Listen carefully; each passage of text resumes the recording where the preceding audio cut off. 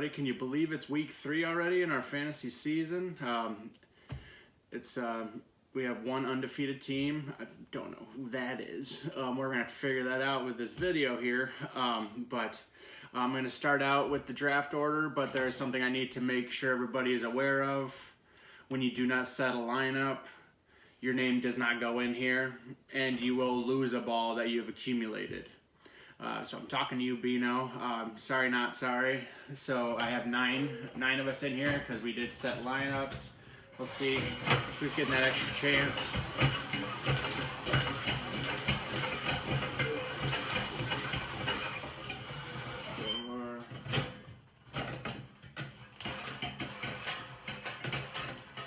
All right, so the extra chance is going to me. I'm a winner. Oh my God, I'm the winner. RKG. So that let's go over the draft order recap right now. Everybody starts out 1. So this week I won my rivalry game against Wes, and I was the highest point scorer of the week.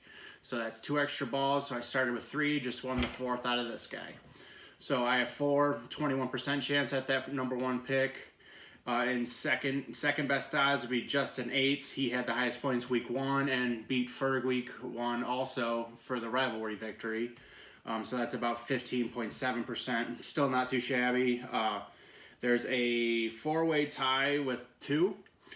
Miller, Spencer, Wansky, and Wes either won the rivalry game. I believe everybody except for Wes won the rivalry game. Wes got it on one of those random drawings here.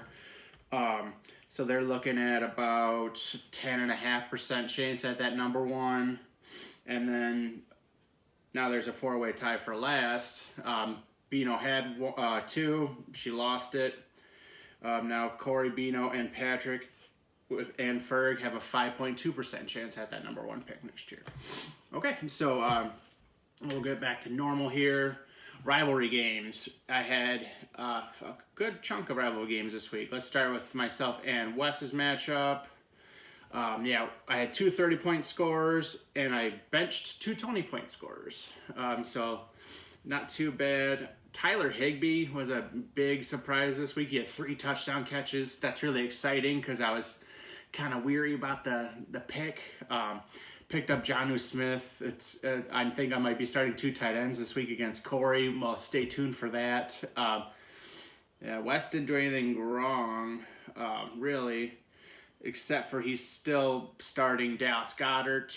He set Hayden Hurst, who got triple the amount of points.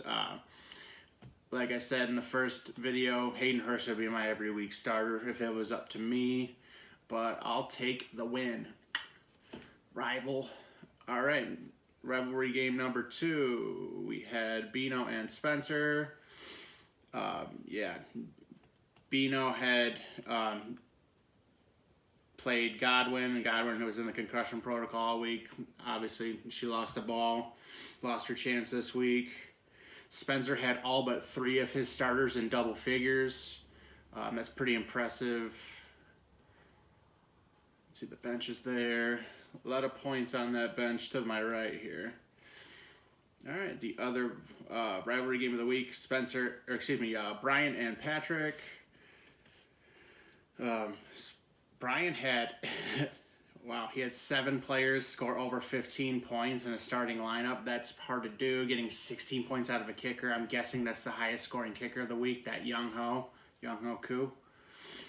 And let's see, Patrick had 2 goose egg starters. So out of the 4 players, there was 4 players started this week that got 0 points. 2 were on Patrick's team, 1 was on Ferg's team, and Bino had Godwin not play. All right, let's go to the other matchups. Miller and Ferg. This was actually pretty exciting, I'm sure, for Ferg. That Monday night game, the Raiders versus the Saints. Darren Waller went off, basically won him the week, got an extra 20. Really helped out, especially with Anthony Miller not catching a ball. We had the Monday night comeback. 3 20-point players for Ferg. Miller had a lot of points on his bench, it looks like. But he did have 6 players score at least 10 points. So not terrible, but just not enough to win. You know. All right. Our last matchup, we had Eights and Corey play. So Corey had a damn good output from Aaron Jones, almost a 50 burger. 50 burgers don't happen very often, but when they do, yeah, that is over a third of his points. That's a really impressive week. Justin didn't have a terrible week per se. Devontae Adams, who went off week 1, had a hamstring issue. Didn't play in the fourth quarter against the Lions, so that kind of took out some potential pointage. Okay, so let's go to the week 2 report. Best manager, yeah, Justin, good job. You literally scored almost as many punches as you possibly could. Ferg, you got a 68%. Some would say that's passing. Not me though. Corey, or excuse me, Spencer had the biggest blowout. Beat her by 35-ish. Ferg, I was pretty excited when I saw that. That's probably the closest matchup we've had all season, with Ferg getting that W. I was the highest point scorer, of course. Bino, yeah, so everybody scored at least 100 points this week. So Patrick's made a comeback a little bit. So we'll start with the positions of the week. Wes had the best quarterback in Dak Prescott, 42.7. We already talked about Aaron Jones. What a great week for him. Wansky had Diggs go off for almost 30. Higbee was the tight end of the week with his 3 touchdowns. Young Hoku, best kicker. Bench warmers. Newton. Fournette had a really good touchdown run. He had 2 touchdowns apparently. Yeah, Edelman went off for almost 200 yards. That's impressive. And then Jonnu Smith. All right, guys. Yeah, I'm excited for everything. We can look at the current standings right now. We have myself in first place, 2-0, the only 2-0 team. There is one 2-0 team, one 0-2 team, and everybody else, all the rest of the 8 teams in this league are 1-1. So it's still anybody's ball game. It's not going to matter if I start 2-0 if I don't win another game for a few weeks. So, oops, we don't care about Miller that much. All right, so the standings. We'll start myself first, Wes in second.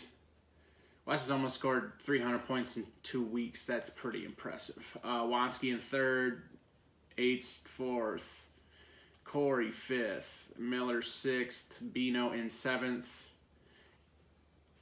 Ferg in eighth, Spencer in ninth, and we have Patrick in last.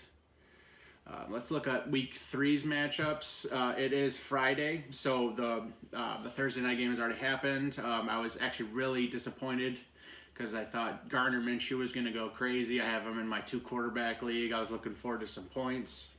But let's go into the first matchup. Corey and I, we're projected pretty evenly. That Sunday night game, that New Orleans and Green Bay game will be quite interesting. I have Kamara, Corey has Aaron Jones and Aaron Rodgers, so if it's a high-scoring game, it's not looking too good for me. Mahomes against Baltimore, it looks like a bad matchup on paper, but I'm thinking that might turn out to be a high-scoring game as well. Hopkins against Detroit, that dude's going to catch 20 balls. I'm a little upset about it, but if he does catch 20 balls, I'll be excited because it's on my team. Tyreek Hill on Monday night, so he's got the Tyreek Hill to my Pat Mahomes. Freaks me out a little bit, but we'll see exactly. Picked up McKinnon this week on waivers. I'm going to start him. I am starting 2 tight ends, I believe. Jonnu Smith, with A.J. Brown not playing for the Titans. Jonnu Smith had 2 touchdowns last week. I think that's a good idea. Butker on Monday night as well. So when it comes to Monday night, it'll be myself having Patrick Mahomes and Harrison Butker, and Corey will have Tyreek Hill. So we'll see what happens in real life. Yeah, Chark was out, couldn't play him yesterday. Moss was just considered out today, I believe. Philip Lindsay's still on the mend. Le'Veon Bell, Deebo Samuel still on IR. All right, second matchup. You see Bino's got an 8-point lead on West currently from Mike Gesicki, getting one catch for 15 yards and a touchdown. Russell Wilson against Dallas. I think that's going to be a good high-scoring game. And you have an actual quarterback matchup. You have Dak Prescott on the other side on West's team. So this will be really interesting. We'll see how that goes. Deshaun Jackson against Cincy. It's hard not to play anybody when they play Cincinnati because I always expect them to go off. We've got Mark Andrews going on Monday night. Hurst is in the starting lineup. I think we're learning here. Hayden Hurst in that starting lineup. Godwin's out of the concussion protocol. Good flex to have. Let's see what's on the bench. If Galladay plays this week, let's look at an update. He's limited on Thursday, so if Galladay plays, I would start him over. Slayton's the guy. I'm not starting over Slayton because Slayton can get 2 or 3 touchdowns on a random game. I'd rather sit Deshaun Jackson.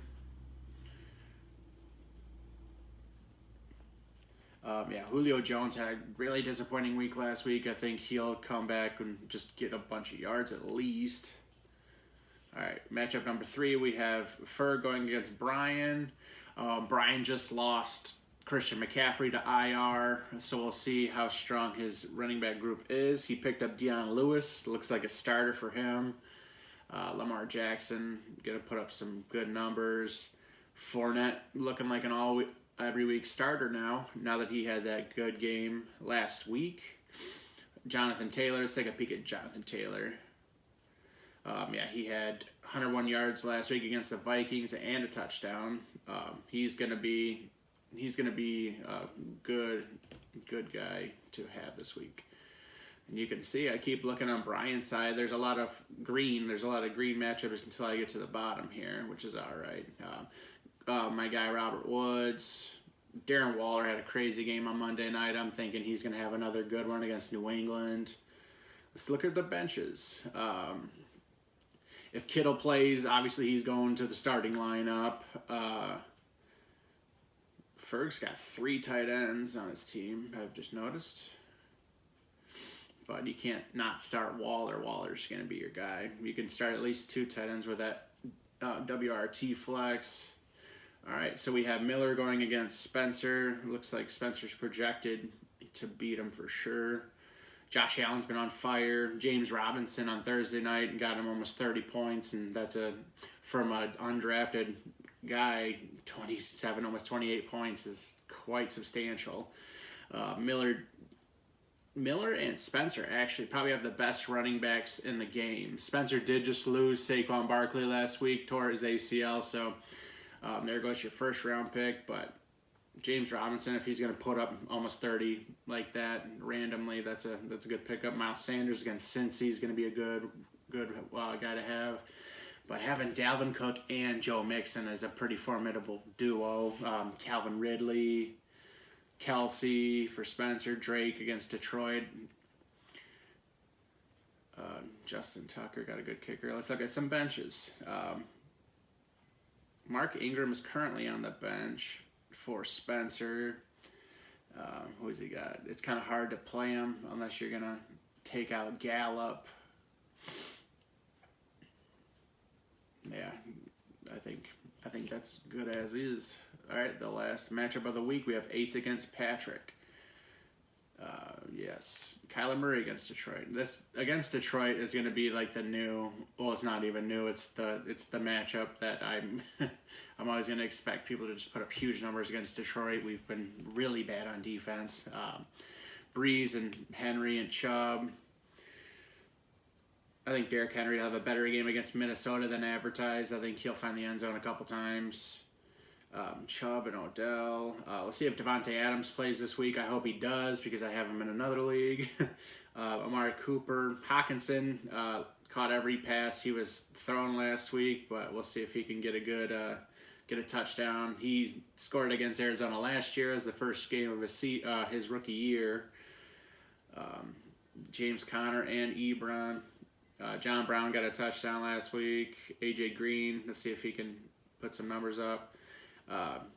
Let's look at Josh Kelly. This is a guy that I would be starting, Josh Kelly.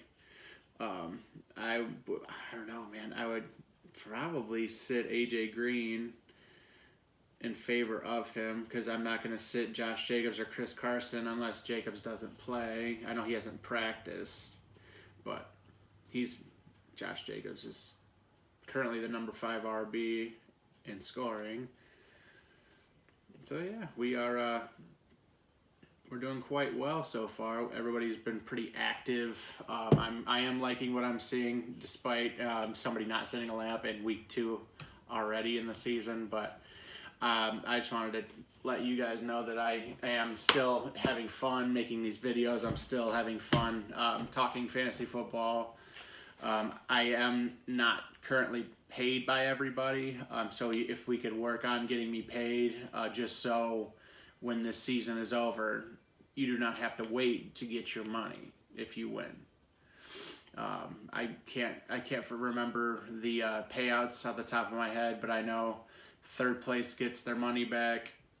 The highest scoring team gets some money. First through third are paid, and the highest score is paid. In order for me to pay all these placements, I need the money. So yeah, guys, week 3, we will see who is the story. But yeah, good luck. I love you.